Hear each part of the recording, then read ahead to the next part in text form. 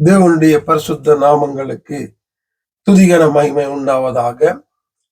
ரட்சிப்பில் நிலைத்திருந்து வாழ வேண்டிய எங்களுடைய வாழ்க்கையில இருக்க வேண்டிய காரியங்களை குறித்து வேதத்திலிருந்து பார்த்து கொண்டு வருகிறோம். நேற்றைய தினத்துல கள்ள தீர்க்கதரிசிகளுக்கு எச்சரிக்கையாய் இருங்கள் என்று பார்த்தோம். தொடர்ந்தும் அவர்களை குறித்து என் ஆண்டவர் பேசும்போது அவங்களுடைய கனிகளினால அவங்கள நாங்க அறிஞ்சு கொள்ளலாம். அந்த நல்ல மத்தேயு 7:19 நல்ல கனி கொடாத மரமெல்லாம் வெட்டுண்டு அக்கினியிலே போடப்படும் என்று அந்த கள்ள தீர்க்கதரிசிகளை குறித்து, கள்ள ஊழியங்களை குறித்து என் ஆண்டவர் சொல்லுகிறார். அதே காரியத்தை இந்த நாளும் எங்களோடும் கூட பேசுகிறார். எங்கள் ரட்சிக்கப்பட்ட எங்களுடைய வாழ்க்கையில நல்ல கனிகளை கொடுக்க வேண்டும் என்று தேவன் எதிர்பார்க்கிறார்.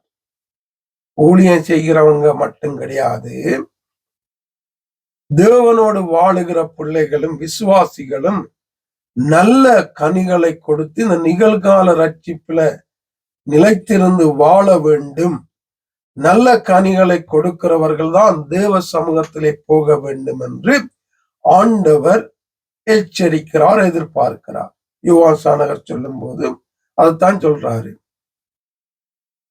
ஆண்டவருக்கு ஏற்ற கனிகளை கொடுங்க, கொடுக்காத பட்சத்துல கோடரியானது இப்பொழுதே வைக்கப்பட்டிருக்கிறது, வெட்டுண்டு அக்கினியிலே போடப்படுவீர்கள் என்று யோவான் சானகர் சொல்லுகிறார். அதே காரியத்தை தான் ஆண்டவர் இங்கே சொல்லுகிறார்.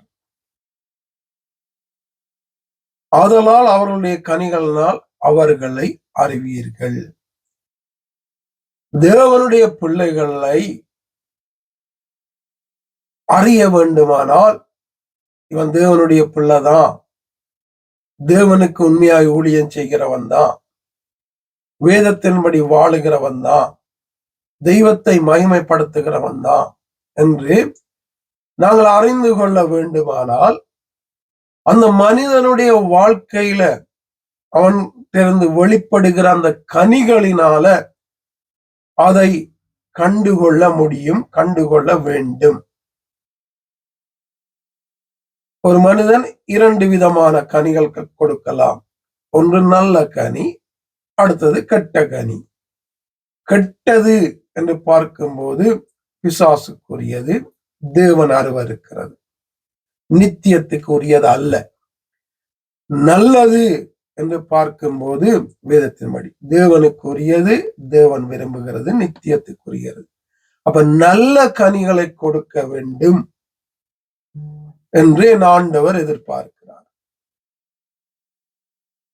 கலாத்தியர் 5ஆம் அதிகாரம் 22-23 வசனங்களை பார்க்கும்போது ஆவியின் கனியை குறித்து நாங்கள் பார்க்கிறோம்.